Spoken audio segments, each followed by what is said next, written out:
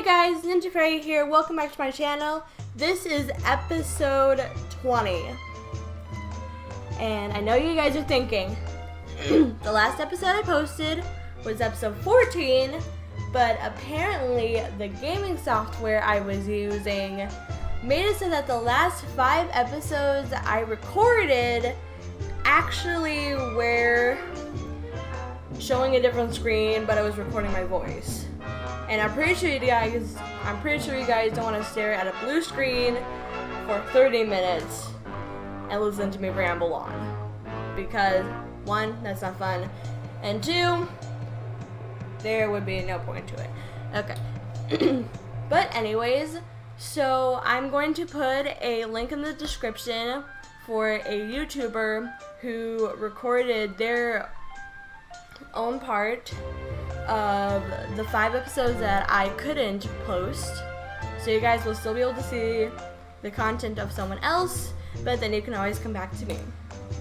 Yippee. Okay, so right now what you guys basically missed out on is I had done all the kingdom stuff. I got started on all the different things. I did a lot of side quests. One thing I had to do is, so one of the big quests was actually going and coming to this library and trying to do 3 crazy side quests for this bodily woman. The one back there with the beautiful lipstick. And I've tried to run it away many times, but I can't. But anyways, so I got my kingdom started up. I did a lot of side quests. I was able to finally get into this library. And also, there is something that I had started. If I go into the main menu, quests, top marks trying. So there is this side quest that I got. It is by Professor, and I was asked to go into dream mazes, get 9 different dream fragments, and so far I've gone to 3. The next one is very far away, so I'm gonna have to wait to do that one. But other than that, I am basically just gonna get started and see what must be done. So right now we're supposed to go look for books. What am I supposed to do? Ooh, there we go. Okay. There's a book entitled Ding Dong Dell, a Guide. Would you like to read it? Sure. A kingdom steeped in history and tradition, Ding Dong Dell is a kingdom why can't I say this? Never mind. In the northern part of the Summerlands, Grimalkind, Mousekind, and humans have coexisted there for centuries. It has the longest history of any of the world's nations, thanks in no small part to the unwavering protection of the kingmaker, the noble Aikenheart. The cats and mice of Ding Dong Dell have a long history of enmity. Indeed, according to one account, there was once a war between them that lasted several centuries. One even claimed that the Mazingers, a famous mouse clan, were driven into the sewers while their Grimalkind oppressors lived peaceful lives above ground. The local humans try to avoid becoming involved in this conflict and give politics a wide breadth. Recent tumult, the Tildrums had ruled over Ding Dong Dell for generations until the permanent death of King Leonhard put his young son Evan on the throne. The mice saw an opportunity, staged a coup, and drove the boy king out of the country. Tensions in the kingdom have run high ever since. Grimalkind are not allowed to leave, and only those who have been granted special permission may now visit. Huh. So that's what has happened.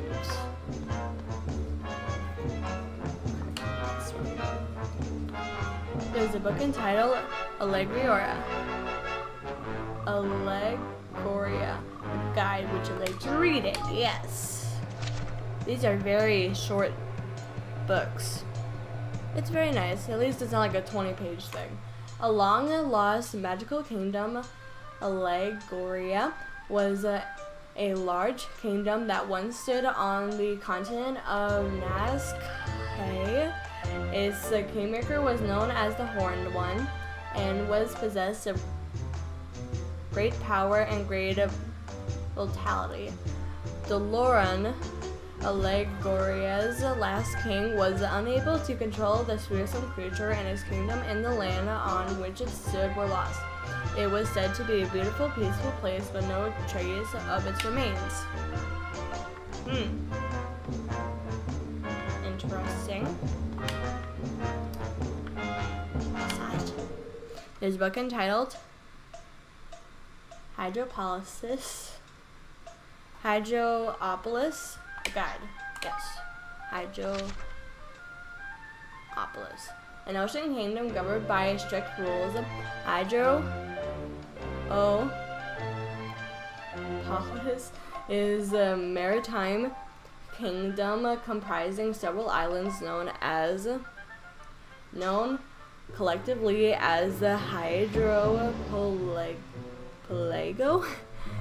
The population is mostly made up of humans and merfolk, and fishing dominates the economy, with its fresh seafood dishes being highly regarded.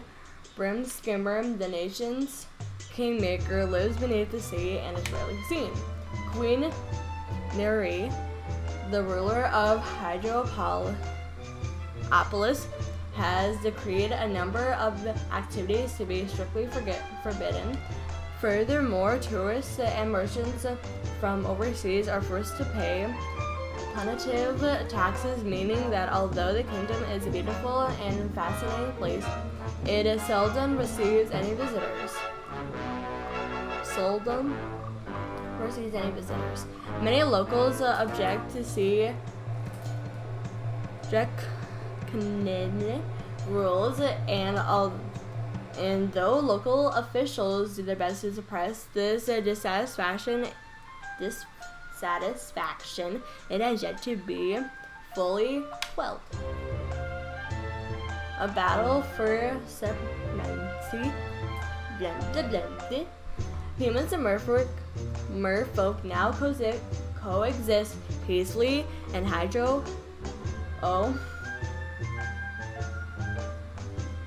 done saying that word. But this was not always the case. Land and sea battles between the two races once raged for a period of several decades. Wow. The fighting did not come to an end until a human was able to overcome Brim Skimmer's brutal trial and form a king's bond with him. Got it.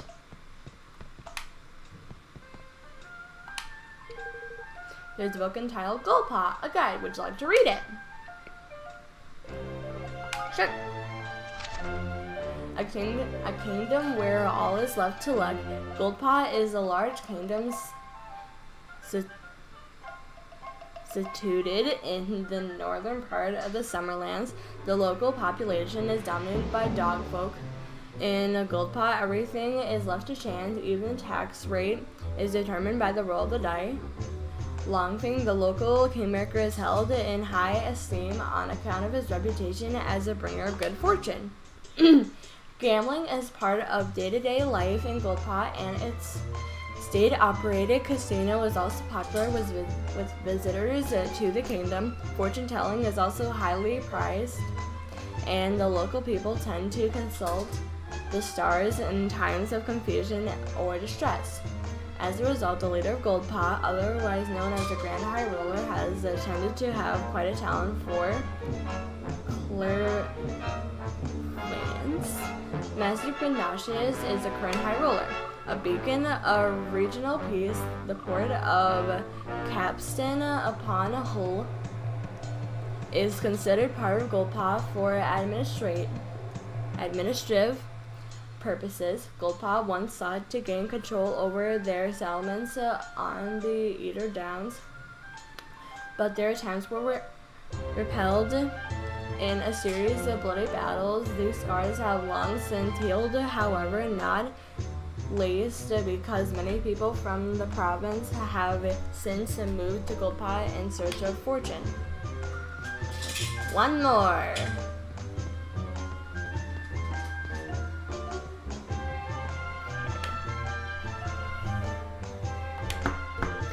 There's a book called Broadleaf, a guide. Would you like to read it? Sure, finally a name I can pronounce. There was a few others, never mind. A kingdom at the cutting edge located in the center of Autamia. Broadleaf is one of the world's newest nations, once just a tiny settlement hidden in dense forests. Zep, vectors, inventions, and business savvy have turned it into the world's most technically advanced kingdom. Bastion, its kingmaker, is said to be more concerned with self-improvement than protecting his realm. Wow. All of Broadleaf's institutions are situated in the giant tower known as the Treehouse, which is also the headquarters of Broadleaf Inc. The kingdom was founded on a rich seam of magical ore. The intensive mining and exploitation of such fields, its explosion development, but also called the local environment to become terribly polluted. Yikes.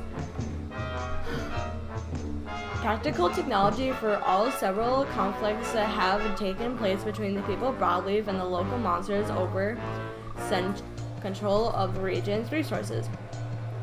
And tensions remain high to this day. Many bandits and monsters attack the treehouse during its construction, but they proved no match for Broadleaf's advanced weaponry. These battles were an excellent showcase of the company's wares.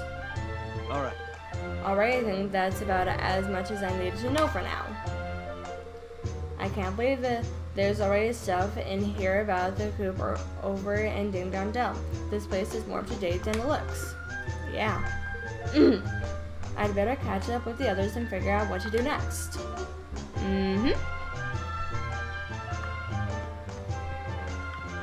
Wrong way. I am to talk to Evan.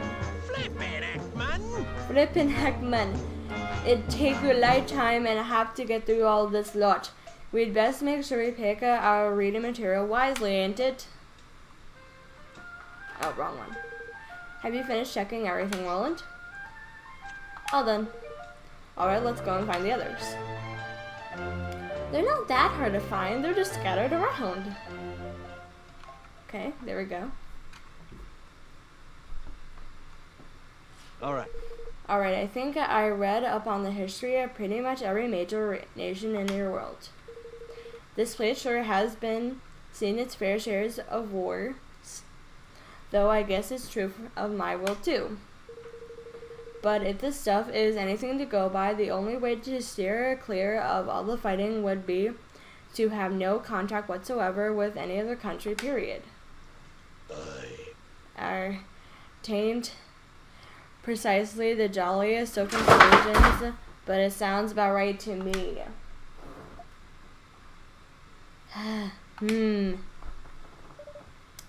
Roland, I've been thinking, what if we could unite the world? If our world were one big country, well, there would be no one to fight, would there? Yeah! Of course, that's an amazing idea. You're a genius. Yeah. Sure, unite the world and there would be no one left to fight. That would certainly put an end to war. But look at these books, read what they're saying. Nobody in history has ever come close to doing what you're proposing.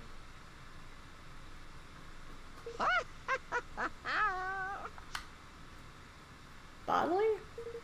Oh yes, they have, yes. Really? Wait, what?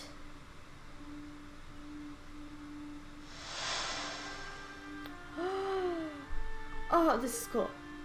Ferdinand, mighty Ferdinand, yes. Wrote a great treaty, Declaration of Interdependence. Got them all to sign it. Great big countries, teeny weeny countries, all of them, yes. He was a hero, my hero. So handsome. Amazing, so someone has done it before. Huh? But I just read every history book in here. What? Every?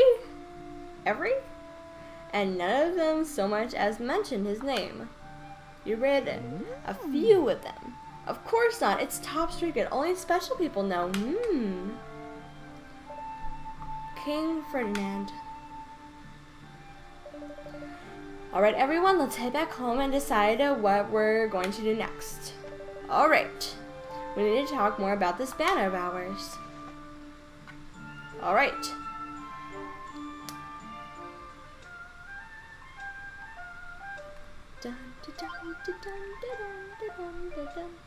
What we got?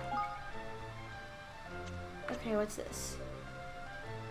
All the children in Evermore love their teacher, Yakin. She is so kind and sweet. There is nothing she won't do for them. Being a kid was great. I wish life was still that simple. Oh, I would do anything to return to my carefree childhood. Anything. Okay. There's the next installment of my series of profiles of folks with more talent than most. This time I want to introduce you to a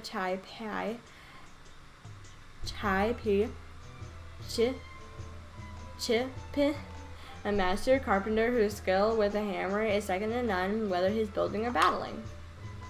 Oh, okay. I'm gonna keep that in mind. Okay. Wherever you go, where people will always need a helping hand. That's why I've decided to take swift solutions on the road. Look out for me and all my all-important quest board on your travels. I may even be able to help you find fresh talent for your fettling kingdom. Okay. Wait, then I got a question. Is there any new side quest stuff? Nope. And then there's the Swift Illusions, the bird thing right underneath the Lucky Stars Casino. Alright. So then I guess we have to head back to the kingdom.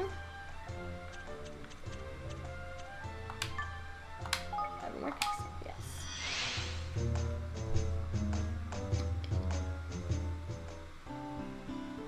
Alright. Ooh, yay. Alright. Let's do some twirls. Hello? Thank you, King Evan. I'm very glad indeed that you invited Fado to move to your kingdom. We have made a vow to help each other to become the very best craftspeople we can be. That sounds wonderful. I'm sure you'll inspire each other enormously. Arf, at the very least, it will encourage us not to let ourselves be outdone by one another. However, there are still a number of weapons I still lack the confidence to attempt to make. Bows, especially. My grandmother never had the time to teach me the secrets of bowcraft before she passed away.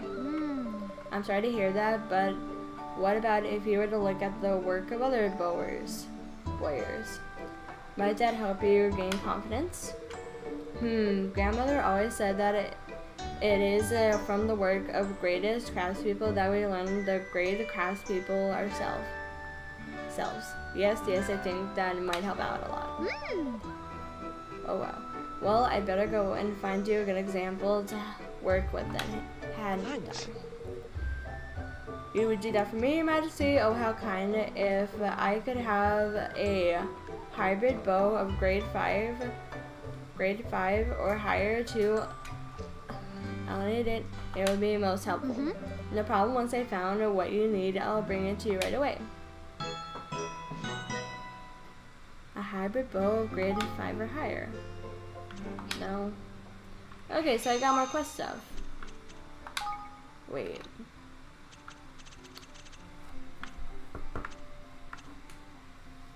Tobias, go find that, and then there's number 15, that's probably somewhere else. Probably from that guy.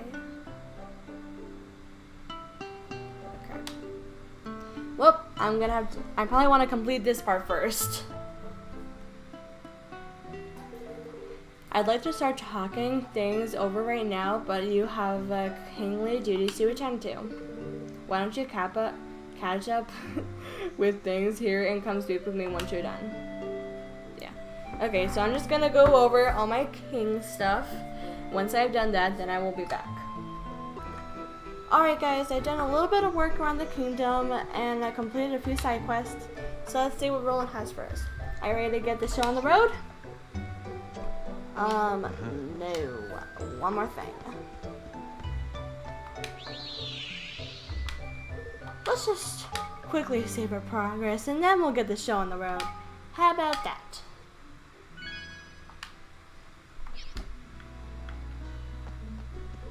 Okay. Wait. No, I'm ready. There we go. Alright, I'll go round up everyone up. Everybody up. Wrong way.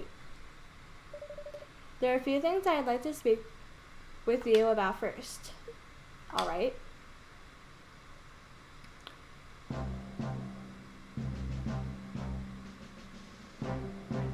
So did I do talking? Let's begin, shall we? Let's begin, I've gathered you all here to speak about our nation's banner. The cause we mean to unite under and to work toward together. Evan proposes that we create a country without war. I'd like to talk about the concrete measures we'll need to take in order for that to happen. First and foremost, we'll need to sign a treaty with the other major nations of the world, effectively forming a single, united realm. We propose to call this treaty the Declaration of Interdependence. There was only one of those, though. I've taken the liberty of drawing up a preliminary version.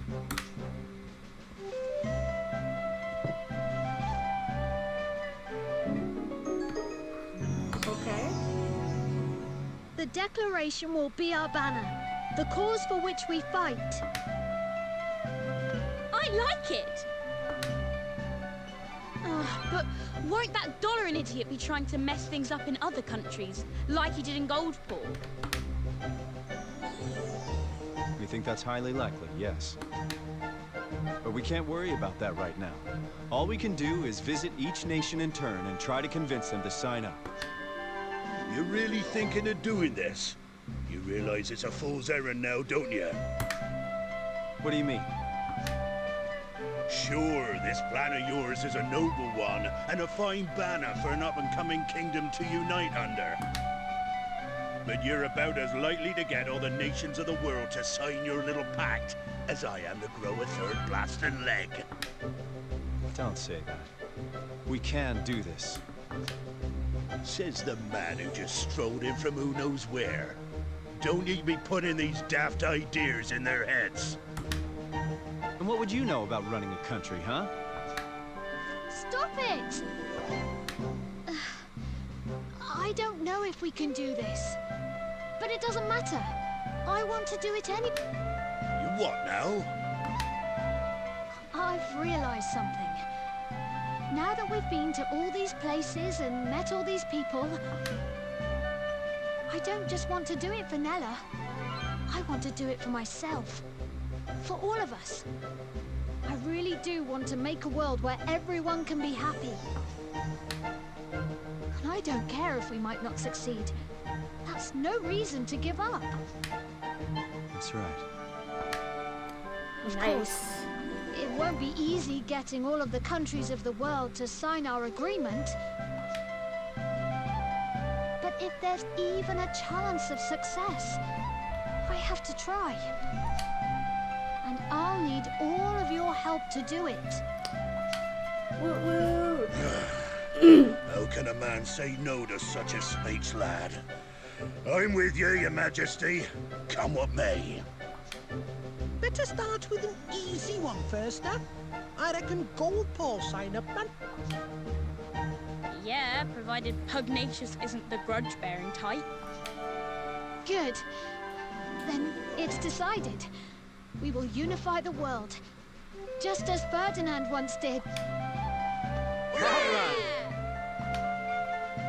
Woo!